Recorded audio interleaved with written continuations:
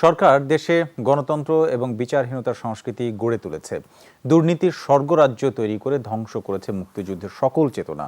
অবিভক্ত ঢাকার প্রয়াত মেয়র এবং বিএনপি নেতা সাদেক হোসেন খোকার প্রথম মৃত্যুবার্ষিকী উপলক্ষে আয়োজিত ভার্চুয়াল আলোচনায় নেতারা এসব কথা বলেন।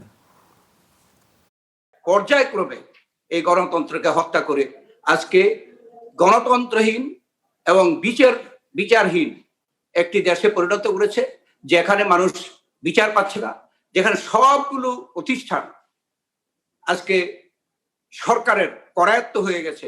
আমাদের সমস্ত মুক্তিযুদ্ধের অর্জনগুলোকে ধ্বংস করে দিচ্ছে এবং গণতন্ত্রের জন্য যে সংগ্রাম, তার অর্জনকে ধ্বংস করে দিয়েছে। সেই তখন তাকে আমাদের প্রয়োজন ছিল দেশনেত্রীকে মুক্ত করবার জন্য, দেশকে মুক্ত করবার জন্য, গণতন্ত্রকে মুক্ত করবার জন্য।